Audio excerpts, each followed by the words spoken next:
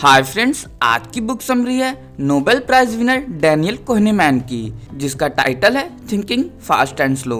ये book summary हमें बताती है कि कैसे हम अपने सोचने के तरीके में बदलाव करके कुछ भी हासिल कर सकते हैं। साथ ही साथ तेज सोचने के तरीके, विचार और व्यवहार का हमारे मस्तिष्क पर प्रभाव, भविष्यवाणी, रिस्क लेने की कैपेसिटी तथा स्किल डेवलपमेंट के बारे में भी इस बुक में बताया गया है, जिससे हम अपने जीवन में वास्तविक रूप में खुशियां ला सके। तो चलिए शुरू करते हैं। हमारे ब्रेन में दो सिस्टम्स होते हैं। पहला जो कि ऑटोमेटिक, इम्पल्सिव और फास्ट है। दूसरा रेशनल, स्लो एंड कैलकुलेटिव है। हमारे दिमाग का सिस्टम 1 अचानक से बिना किसी के कंट्रोल के काम करता है। जैसे आपको तेज आवाज सुनाई देती है तो आपका ध्यान आवाज की तरफ अपने आप चला जाता है और आपके हाथ कानों पे अपने आप ही चले जाते हैं। तो इसमें हम ना सोचे ना ही कुछ समझे, हमारे हाथ अपने आप कानों पर चले गए और हमारे ध्यान सीधे सीधे आवाज पे चली गई। तो ये सिस्टम 1 का नतीजा है। ये काफ़ी तेज काम करता है, इसीलिए इसे फास्ट थिंकिंग भी कहा जाता है। सिस्टम 1 डेली वर्क्स और टफ टाइम में फास्ट डिसीजन लेने के लिए काफ़ी हेल्पफुल है। सिस्टम 2 की बात करते हैं।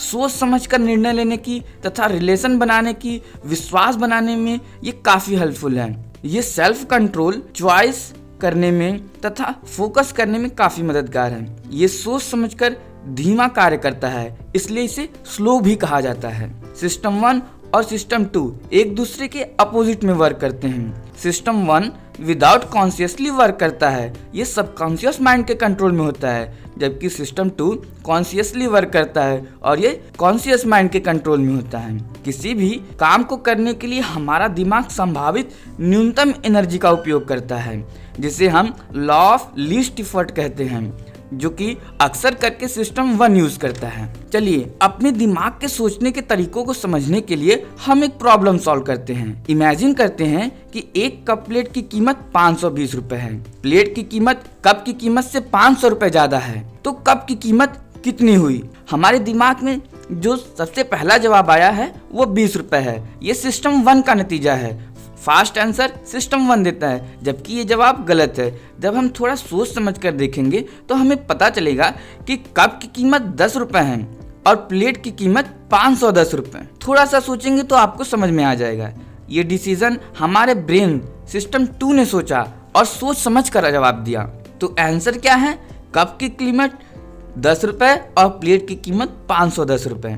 सिस्टम 1 कम से कम एनर्जी का यूज करके ज्यादा से ज्यादा रिजल्ट देने में हेल्पफुल है और ये इसी पर कार्य करता है। सिस्टम 2 कॉन्शियस एक्टिविटीज जैसे फोकस करना, सेल्फ कंट्रोल करना, चूज करना, इन सभी पर कार्य करता है, जो कि ज्यादा एनर्जी और ज्यादा समय का उपयोग करके निर्णय लेता है और फैक्टली ये निर्णय सही भी लेता है। कभी कभी ऐसा होता है कि सिस्टम 1 गलत हो जाता है, लेकिन ये हमेशा नहीं है। जैसे कानों पे हाथ जाना ये सही था, लेकिन डायरेक्टली कप की दाम को 20 रुपए बताना गलत था।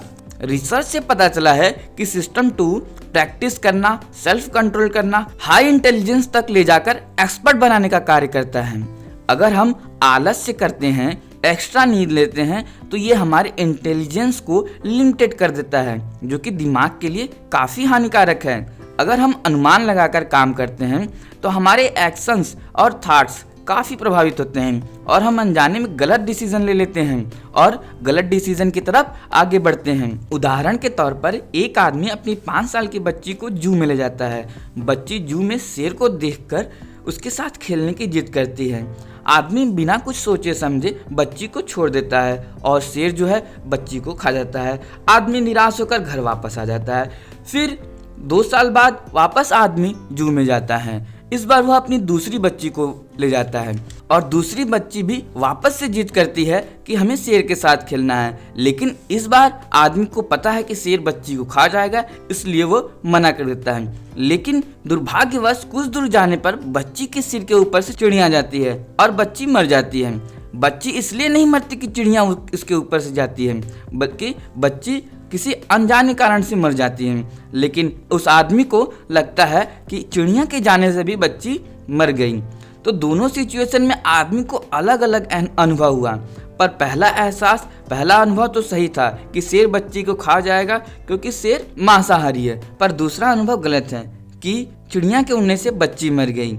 दोनों सिचुएशन अलग अलग थे, लेकिन दोनों सिचुएशन में ही डेथ हुई, लेकिन पहला सिचुएशन सही था और दूसरा सिचुएशन गलत। तो कहने का मतलब यह है कि कई बार हमारे एक्सपीरियंस गलत भी होते हैं, तो हमें अपने डिसीजन को सोच समझ कर लेना चाहिए। पुराने आधार पर हम जो गलत डिसीजन लेते हैं वो कभी कभी गलत भी हो जाता है। हम हमेशा समाज से बनते हैं, हमारे आसपास के वातावरण, माहौल हमारे अंदर थॉट्स पैटर्न डेवलप करते हैं, जिससे हमारा थॉट पैटर्न बनता है और हमें इनसे भी सावधान रहना है, क्योंकि कई बार हमारा समाज गलत होता है और हमारे समाज में गलत होने की वजह से हमारा थॉट पैटर्न भी गलत हो जाता है।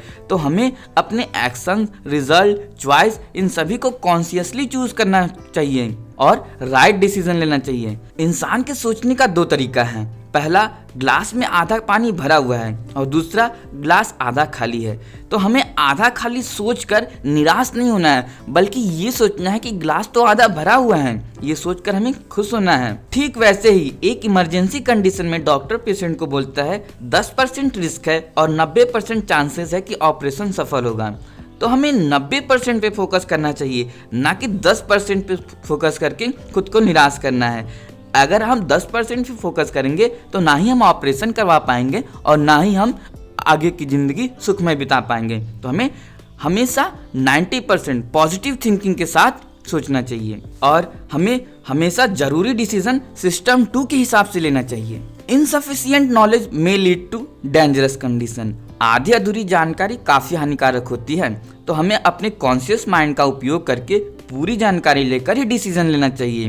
अब पर्याप्त जानकारी से किसी कार्य को सरल करने की प्रवृत्ति हमारे माइंड को गलत दिशा में जजमेंट करने की ओर ले जाती है, जिससे एरर पैदा हो सकता है, जिसे हम इमोशनल कोहेरेंस भी कहते हैं, जिसे हेलो इफेक्ट के रूप में भी हम जानते हैं। हमारा दिमाग झूठे सुझावों को मानकर ओवर सिंप्लीफिकेशन की ओर बढ़ता है, जिससे संभावित तौर पर गलत निष्कर्ष निकलता है।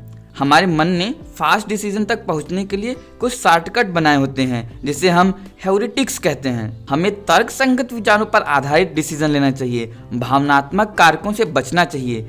गलतियों से बचने के लिए रेफरेंस क्लास ज्वाइन कर रहे हैं। विशेष साक्ष्य, सटीक नॉलेज का उपयोग करके हमें सही निर्णय लेना चाहिए। हमें निगेटिव लोगों तथा निगेटिव चीजों से दूर रहना चाहिए। ऑथर समझाते हुए बताते हैं कि एक रिसर्च के अनुसार अगर व्यक्ति बार बार बुढ़ापे के बारे में सोचता है तो उसके चलन में बुढ़ापे जैसे लक्षण दिखने लगता है। ठीक वैसे ही जैसे आप अपने माँ बाप से सुने होंगे कि अच्छी संगति में रहो, बुरे लोग से दूर रहो।